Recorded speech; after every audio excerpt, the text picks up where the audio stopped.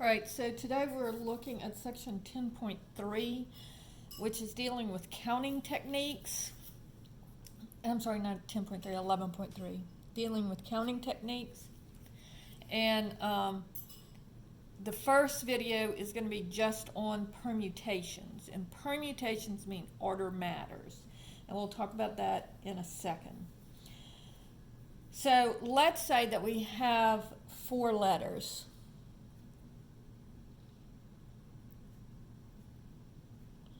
And we want to arrange those letters without repeating the letters, all right? So let's look at the number of ways that I could arrange those letters. Well, notice I could have the A come first. So that would be 4 ways that I could let the A come first. So there, it's because, excuse me. How many ways can I choose the first letter?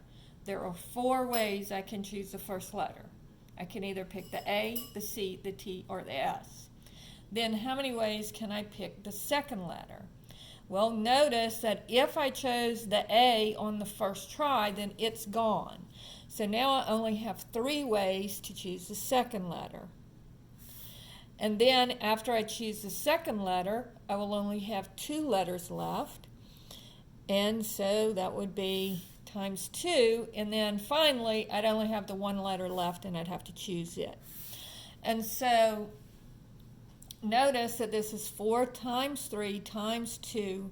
So I'm picking the first letter and the second letter and the third letter and the fourth letter. All right, and so this would be 24 ways to choose those letters. Notice that in the book, they actually gave us a list of all of the first choices. So here, of all of the choices that you could make. So there's 24 of them here. So here, the first letter is A. Here's the first letter C. Here's the first letter is S. And here's the first letter is T. All right? And then they go from there. So notice that there's 4 different ways that you can pick the first letter, either A, C, S, or T.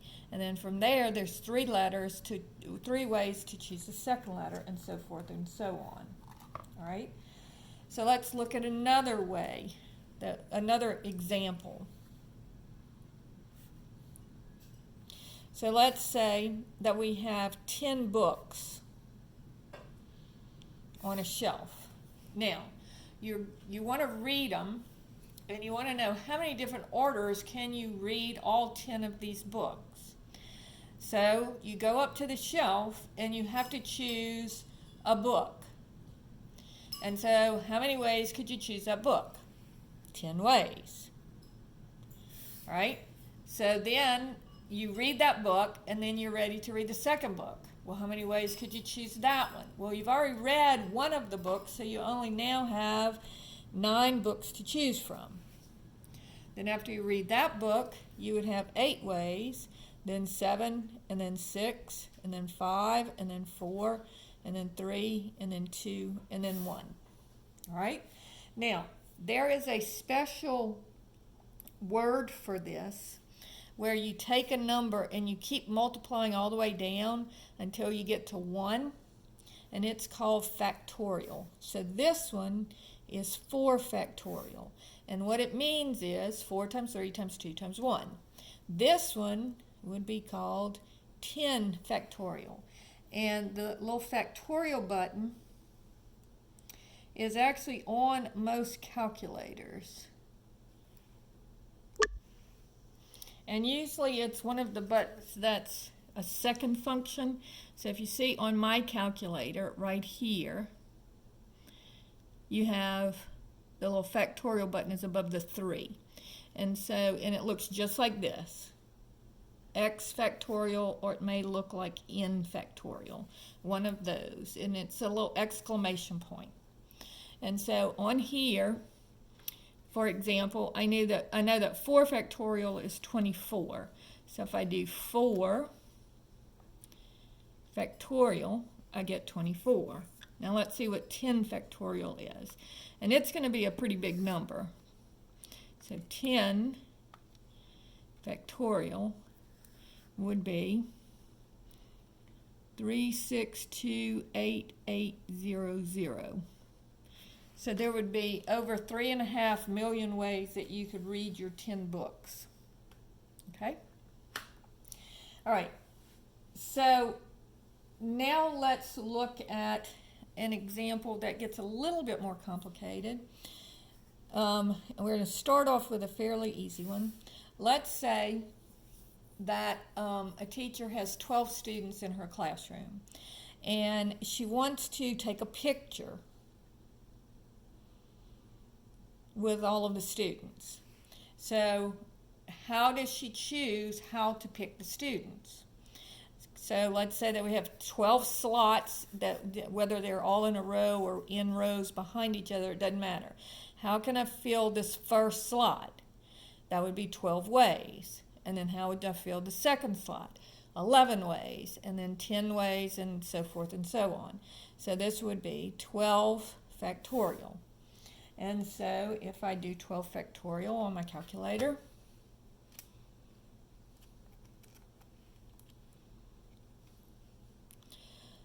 okay, so this is equal to 479001600. There are actually 47 different ways that you could arrange, 47 million different ways that you could arrange those 12 students. All right? Now, let's say that she decides to arrange all the girls on one side and all the boys on the other side. So let's say that the girls, and there are 5 girls, and then there are 7 boys. All right? So how many ways could I arrange the 5 girls? Well, that would be 5 girls and 7 boys, and I've already given away the answer. So how many ways could I arrange the 5 girls? Well, that would be 5 factorial. And how many ways could I arrange the 7 boys? So that would be 7 factorial. And each way that I can do the girls, I can do the 7 factorials for the boys, so I'm going to multiply those. So this would be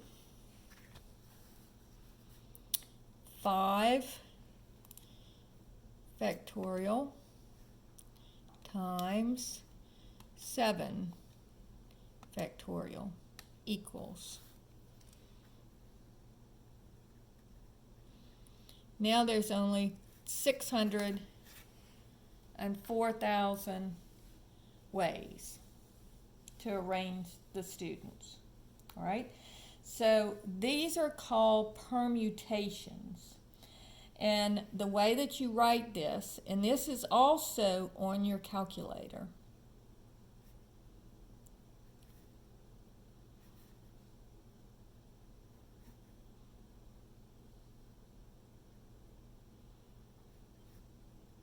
All right?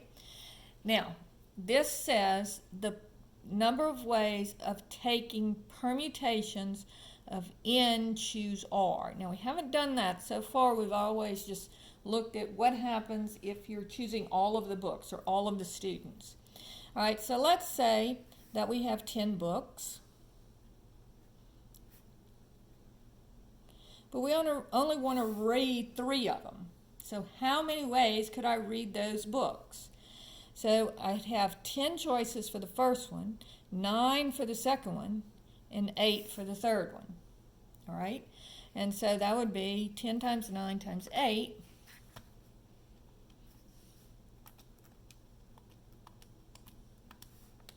Would be 720 ways to read just the 3 books out of the 10. All right? Now, there are a number of ways of getting this. Notice I can use this formula. This is 10 factorial over 10 minus 3 factorial, because this gives me 10 times 9 times 8 times 7 times 6 times 5 times 4 times 3 times 2 times 1. And this gives me 7 times 6 times 5 times 4 times 3 times 2 times 1. And notice all of these cancel with all of these, and what do I have left? 10 times 8 times 9, which is the way that I thought of it when I did it. And so this is, if order matters, you use permutations, and this is the formula that you use. So let's say that I have 18 students, and I want to pick a committee of 3 students to help with cleaning the board. Okay, so if I start out with 18 students, that would be 18 factorial. Okay, and the number of ways you can, there are, again, different ways to do it. So I can do 18 factorial, and I'm choosing 3. So it's the permutations of 18, choose 3. And I want to choose them like the first one, the second one, and the third one, because the order has to matter here. So the primary board cleaner, the second person would be the pencil sharpener, and the third person would be the desk wiper. So it matters what order they come in. So this would be 18 minus 3 factorial.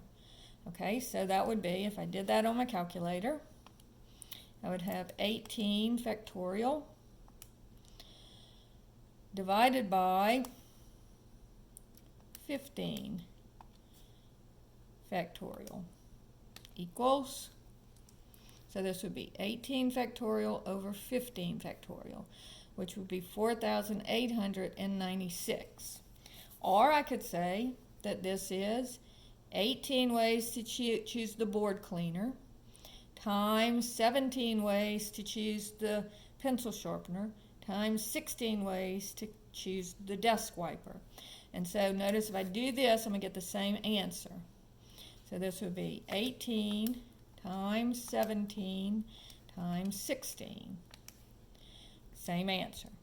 Now, also on some calculators, they actually have the permutations on there. If you notice on this calculator above the number 9, I have NPR, okay? And that's permutations of N choose R. All right, so with this one, if I were to do this one using the NPR, I would do 18, and then I'd hit second function 9, and then I would do 3 equals. And notice I get the same answer. So you can do it like this on the calculator, you can do it like this on the calculator, or you can just think through it and do it like that. Okay? All right, so those are permutations. Let's do one more. Okay, let's say that I have the digits 1, 2, 3, 4, and 5. And I want to see how many ways could I choose one of those digits. So that would be permutations of 5, choose 1. All right, so that would just be 5, because you're only choosing one of them. There's 5 ways to do it. Or I could do 5 factorial over 5 minus 1 factorial, which would be 5 times 4 times 3 times 2 times 1, and 5 times 1 is 4, minus 1 is 4, so 4 times 3 times 2 times 1, and they would all cancel. And you would just get 5. So any way you do it, you're just going to get 5.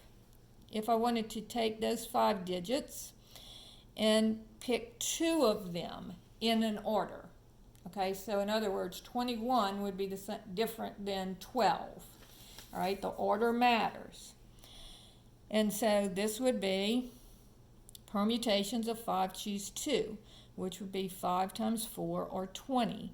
Or I could do 5 factorial over 5 minus 2 factorial, which would be 5 factorial over 3 factorial, and do that on my calculator. Or I could do this on my calculator.